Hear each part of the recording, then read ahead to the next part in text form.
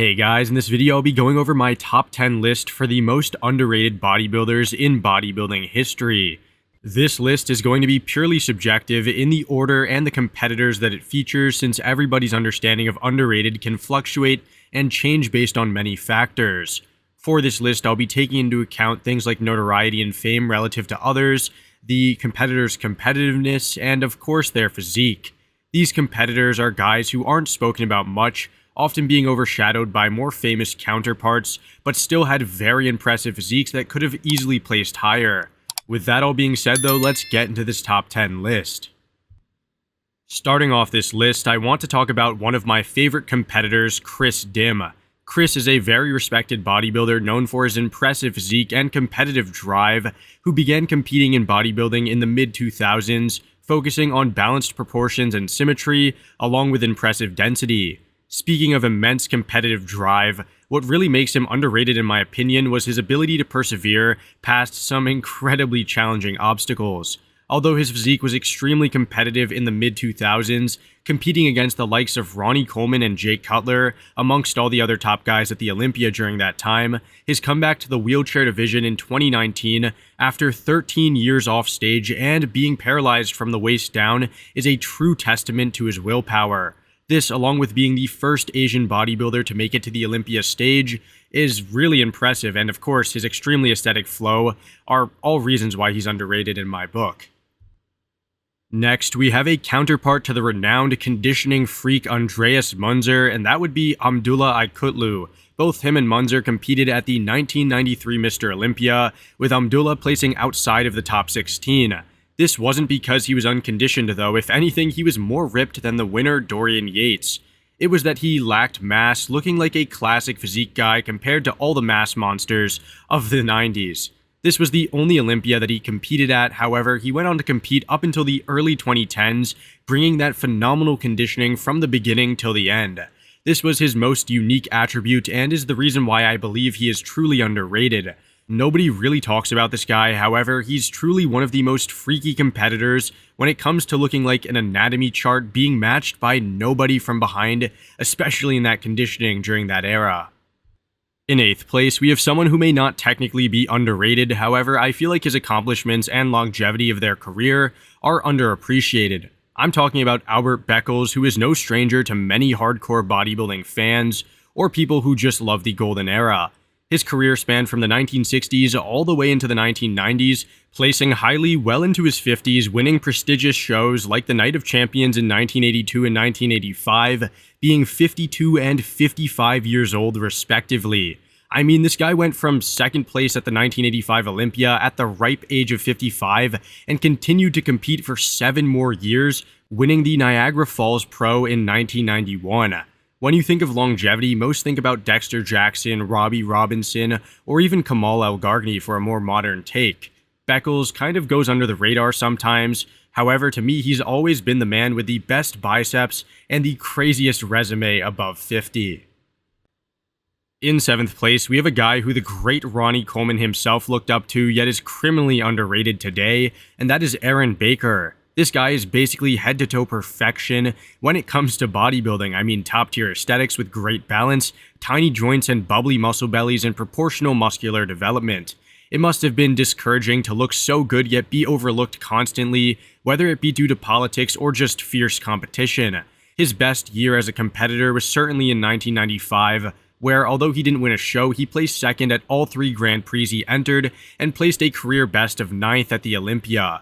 I honestly don't know what the judges disliked about his physique, as he had one of the craziest back doubles with those massive, almost cartoonish arms and ultra-defined back. Whatever the case, Aaron is definitely one of my favorite 90s bodybuilders who is rarely spoken about today. Up next is someone who had one of the most aesthetically pleasing physiques of the mid-90s, Thierry Pastel.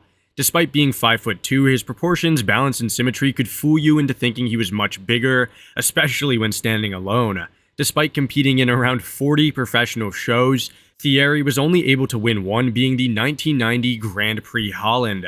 His best placing at the Olympia was 8th in 1991, with him consistently dropping placings after, yet placing relatively highly at pro shows in between the Olympia.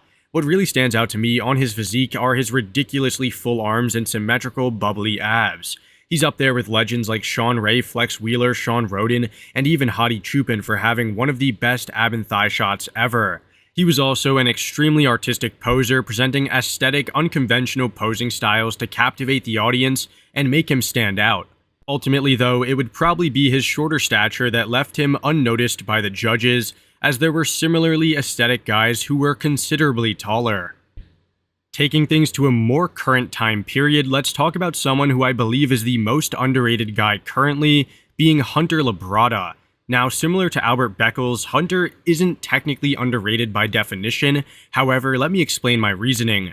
I feel like Hunter was absolutely overrated at the 2021 Olympia, where he placed 4th place, with people calling this placing undeserved and only due to his last name.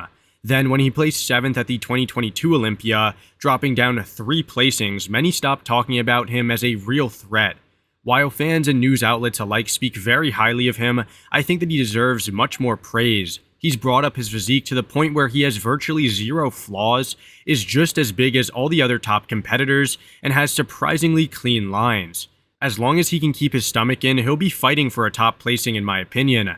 Then again, when it comes to these modern guys, you have competitors like Regan Grimes, Justin Shire, Roman Fritz, and Charles Griffin, all who could have easily have taken this spot. I chose Hunter due to him having the most potential out of any one of those guys, possessing the structure, muscle bellies, and conditioning, and the mass to be the best. In 4th place is one of my favorite posers of all time, being Tony Pearson, a standout figure in bodybuilding during the 1980s and the 1990s, who absolutely epitomizes that classic era. His physique had remarkable proportions and aesthetic appeal, being able to artistically pose and pull impressively deep vacuums. Standing at 5'7", Pearson's physique defied his height, exuding a sense of size and symmetry that often bellied his compact frame. Throughout his career, he competed in numerous professional shows, showcasing his finely tuned physique on prestigious stages like the Mr. Olympia.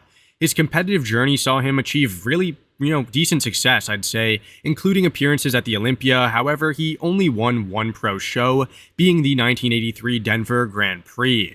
Despite not winning many shows, his consistency and presentation on the stage earned him a strong following among many fans, me being one of them.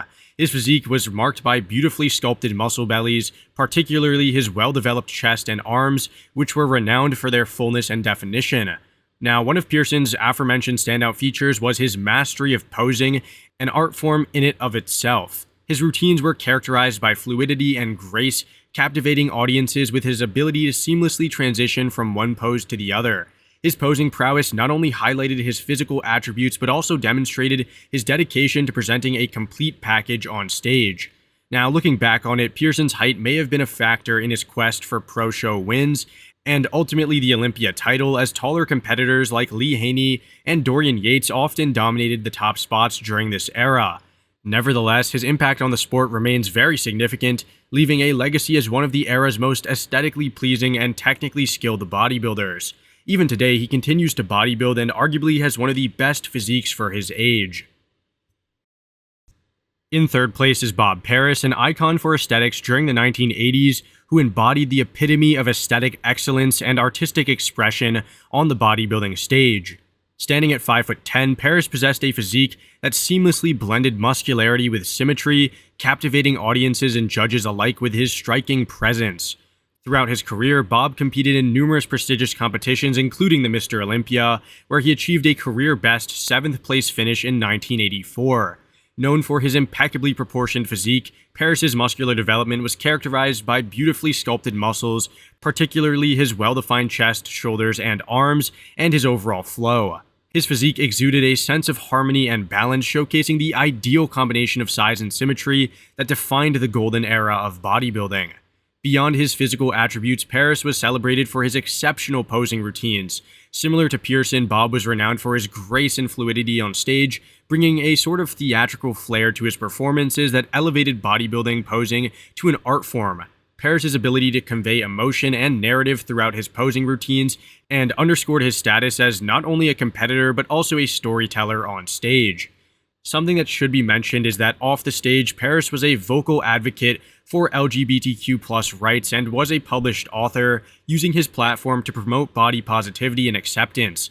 His openness about this in the hyper-masculine world of bodybuilding challenged stereotypes and paved the way for greater inclusivity within the sport. While this would rarely impact one's placings today, it is totally feasible, especially during a time like the 1980s, that political reasons barred Paris from placing any higher. This aligns with his placings, which declined after he publicly announced his status in 1989. Regardless of one's personal beliefs though, Bob Paris had one of the most impressive, aesthetic, statuesque physiques, which is often overshadowed by more renowned competitors who are also known for their aesthetics like Frank Zane. In second place is probably the second most impressive physique on this list, but first when it comes to aesthetics. Charles Claremont, a formidable competitor during the 1990s, carved out a reputation for his exceptional physique and competitive spirit. Standing at 5'8", Claremont possessed a muscularity that was perfect for his stature, showcasing a blend of size, symmetry, and conditioning that made him a standout on the professional stage. Throughout his career, Claremont competed in numerous prestigious competitions, including the Mr. Olympia, where he consistently placed among the top competitors. His physique was characterized by well-developed muscles, particularly his chest, shoulders, and arms, which exhibited impressive definition and proportion, and a fullness quality that many didn't have. His dedication to training and his meticulous approach to dieting contributed to his consistently impressive condition, making him a true competitor in the eyes of judges and fans alike. One of Claremont's notable strengths was his posing ability. Renowned for his dynamic and expressive routines, he brought confidence to his performances that captivated audiences. His ability to showcase his physique from various angles and his mastery of posing transitions underscored his commitment to presenting a polished and aesthetic package on stage. Despite facing stiff competition during his era from the likes of Flex Wheeler, Dorian Yates, and Kevin Levrone, Claremont's perseverance and commitment to excellence earned him respect within the bodybuilding community. His competitive achievements and enduring legacy continue to inspire many. However, I feel like he definitely goes underappreciated in terms of the overall fan base. Now, those aforementioned competitors, being Flex, Dorian, and Kevin, often do overshadow guys like Charles. They too had great aesthetics, conditioning, and mass, along with some unique standout attribute that pushed them higher to the top. To me, Charles is a perfect example of someone who had it all, but competed against others who were in the same boat, but better. In first place, and in my opinion the most underrated bodybuilder, is Chris Cormier. Standing at 5'9", Cormier presented a combination of muscularity, conditioning, and aesthetics that nobody had at his best. During his career, Cormier competed in numerous high-profile competitions, including multiple appearances at the Mr. Olympia, with his best being a third place in 1999 and 6 top 2 finishes at the Arnold. Known for his dense muscle mass and exceptional symmetry, Cormier's physique was characterized by well-developed shoulders, big arms, a full chest, and a stellar midsection. Cormier was also an extremely entertaining presence on stage, often posing with lots of energy, and brought a more electric, energized feeling to posing. Throughout his career, Cormier's competitive drive and dedication to his craft earned him the nickname The Real Deal. His consistent success on the professional circuit and his ability to maintain peak conditioning solidified his reputation as one of the sport's elite competitors. With all the praise and accolades, you may be wondering, how is he underrated? Well, I feel like he easily gets relegated to the side in conversations about legendary 90s and 2000s competitors. The ones that are often cited would be Kevin, Flex, Dorian, Ronnie, Jay, Sean Ray, to name a few, with, Chris being overlooked to say the least. He really had it all except for any freakish standout features, which is why he couldn't beat guys like Ronnie or Flex, who took muscularity or aesthetics to the next level. Alright guys, that's it for this video. Like I said earlier, this list is purely subjective, and the rankings are not the most serious since judging guys across multiple decades is rather hard, especially when it comes to pleasing the masses. All the guys on this list are hopefully considered underrated by you guys, and do let me know down below what you thought of this video and the list. Also, let me know if there are any placings that you would switch or guys you would add.